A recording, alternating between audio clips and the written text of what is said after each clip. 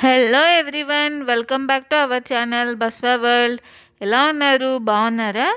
ఈరోజు మన వీడియోలో తమిళనాడు స్పెషల్ వెజ్ కుష్కా బిర్యానీ ఎలా చేయాలో చూద్దామండి.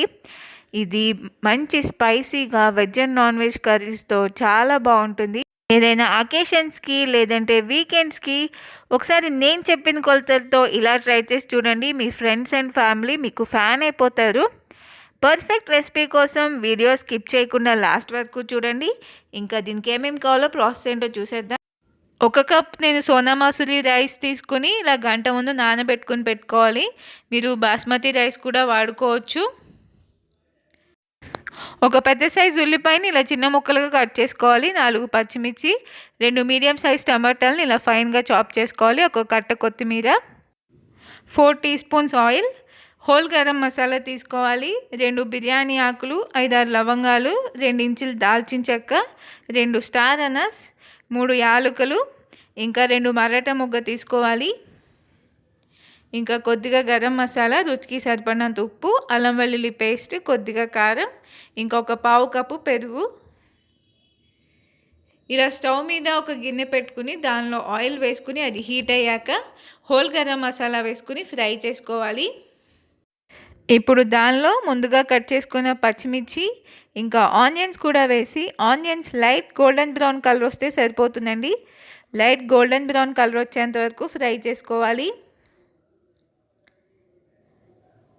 ఇప్పుడు దానిలో చిటికెడు పసుపు ఇంకా కట్ చేసి పెట్టుకున్న టమాటాలు కూడా వేసి టమాటాలు మెత్తబడేంత వరకు మగ్గించుకోవాలి.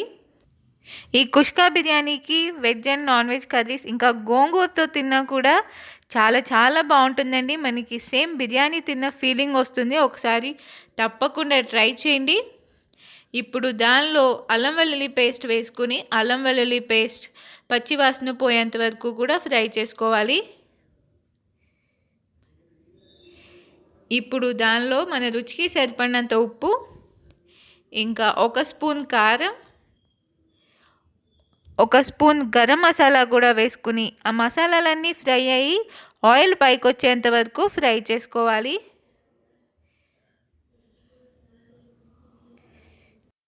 ఇప్పుడు దానిలో పావు కప్పు పెరుగు వేసుకుని పెరుగులోని వాటర్ అంతా కూడా ఎగిరిపోయేంత వరకు ఫ్రై చేసుకోవాలి.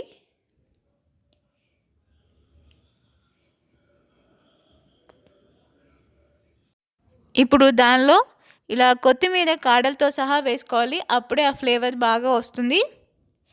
తర్వాత రైస్ కూడా వేసి రైస్కి ఆ మసాలాలంతా కూడా బాగా పట్టించి 2 నిమిషాల పాటు అలా వదిలేయండి. ఇది ఒక పర్ఫెక్ట్ లంచ్ బాక్స్ రెసిపీ కూడానండి. చాలా క్విక్గా అయిపోతుంది. ఇంకా అది చిల్డ్ రైతాతో తిన్నా కూడా చాలా చాలా బాగుంటుంది. ఒకసారి తప్పకుండా ట్రై చేయండి.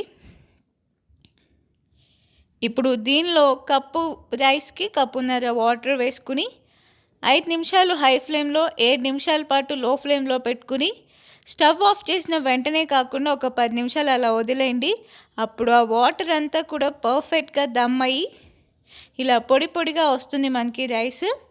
అంతేనండి, Tamil Nadu special veg kuska biryani ready అయిపోయింది. ఒకసారి మీరు తప్పకుండా ట్రై చేసి మీకు ఎలా వచ్చిందో కామెంట్ సెక్షన్లో నాతో షేర్ చేసుకోండి. వీడియోకి తప్పకుండా ఒక లైక్ చేయండి. ఇలాంటి మంచి మంచి రెసిపీస్ కోసం మన ఛానల్ని తప్పకుండా సబ్స్క్రైబ్ చేసుకోండి. పక్కనే ఉన్న బెల్ని కూడా ఆన్లో పెట్టుకోండి. వీడియోని మీ ఫ్రెండ్స్ అండ్ ఫ్యామిలీతో కూడా షేర్ చేసుకోండి. Thanks for watching.